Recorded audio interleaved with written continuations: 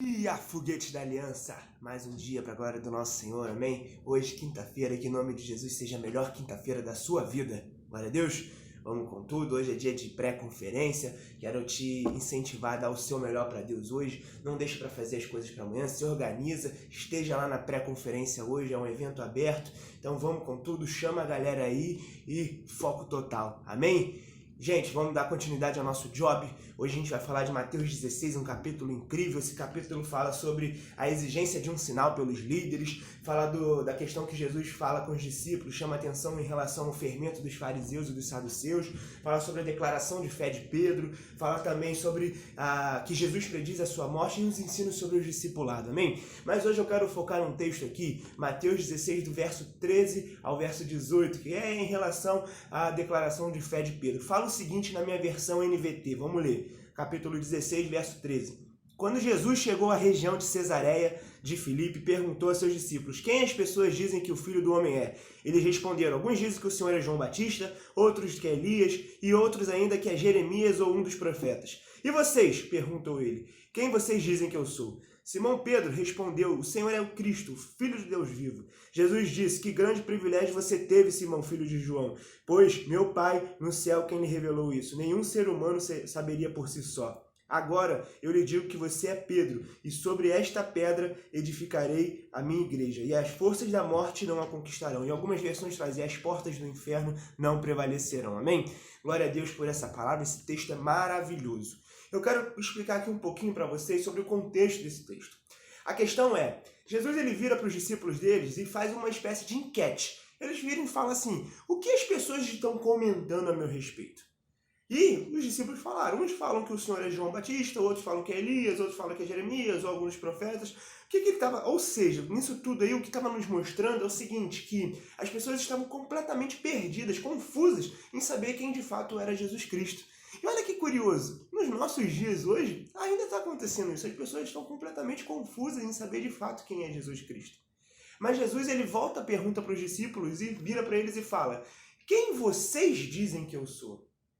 Aí Pedro, que tinha aquelas características de líder, de ser falante, se levanta na frente do grupo e vira e fala para Jesus: o Senhor é o Cristo, o Filho do Deus vivo.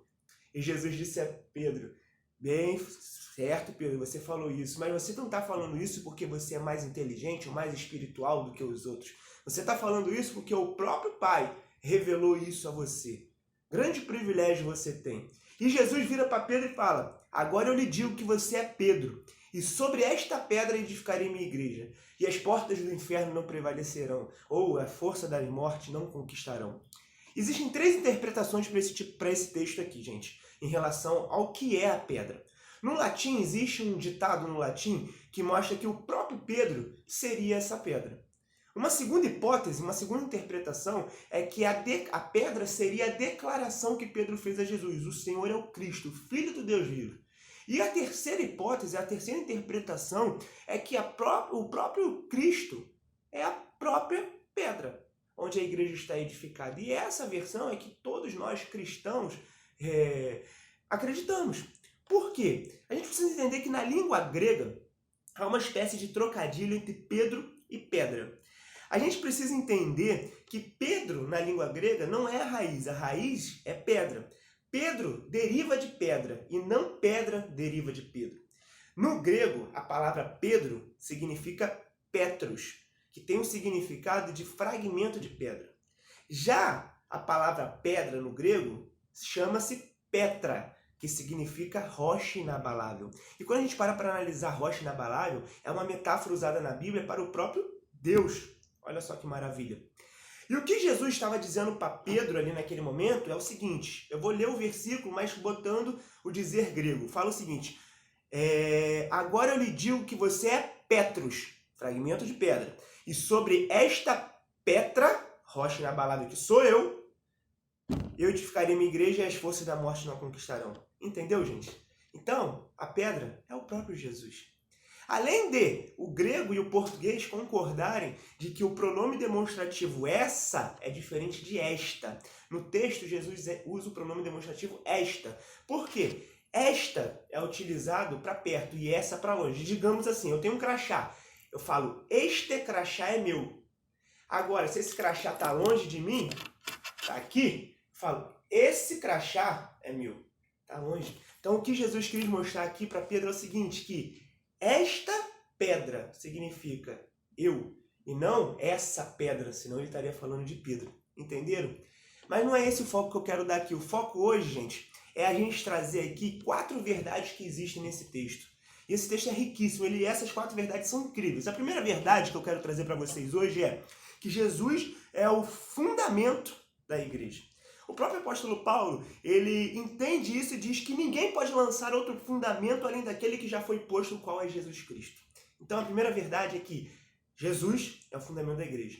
A segunda verdade é que Jesus é o dono da igreja. Eu, você, aí não somos os donos da igreja. A igreja não é nossa. A igreja tem dono e foi comprada a preço de sangue. Amém? Então, terceira verdade, Jesus Cristo é o edificador. Eu e você não somos os edificadores. Quem edifica a igreja é o próprio Jesus.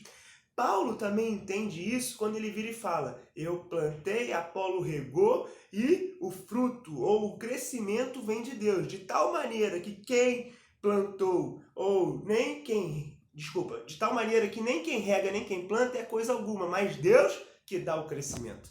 Olha que maravilhoso. Essa revelação está mostrando para a gente que é Ele que faz a obra. É Ele que salva, é Ele que santifica, é Ele que transforma, é Ele que convence do pecado, é Ele que justifica. A salvação é uma obra plena de Deus. Ele planejou, Ele executa e Ele a consumará. Glória a Deus por isso.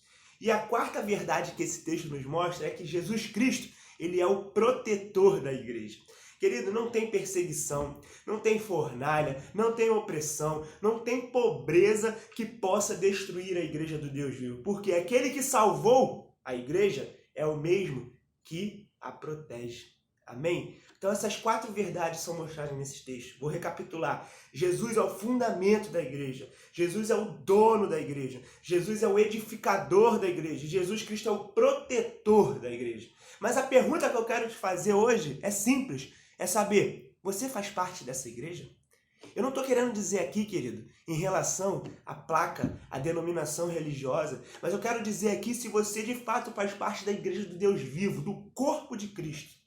Você já entregou seu coração a Jesus Cristo? Você já se rendeu aos pés dele? Você já se arrependeu dos seus pecados? Já depositou a sua confiança nele? Se sim, glória a Deus por isso. Mas eu quero te lembrar, querido, que essas declarações elas precisam ser diárias na sua vida. Todo dia você precisa declarar isso. Então, se hoje você ainda não fez essa declaração, eu quero te convidar a você declarar que o seu coração é de Cristo. Quero te convidar a se render diante desse Deus maravilhoso. Quero te convidar a você se arrepender dos seus pecados. E eu quero te convidar a você depositar 100% a sua confiança no nosso Pai. Amém? Que em nome de Jesus você possa viver isso na sua vida. Que essa palavra tenha te edificado. E que você possa tomar essa decisão de diariamente entregar por inteiro a sua vida para o nosso Senhor Jesus Cristo. Amém? Vamos com tudo. Excelente quinta para você. Foco total. Desafio da semana. Visita 2 pessoas e fala de Jesus para essas pessoas. Amém? E Jesus acima de tudo. E job na veia. Vamos com tudo.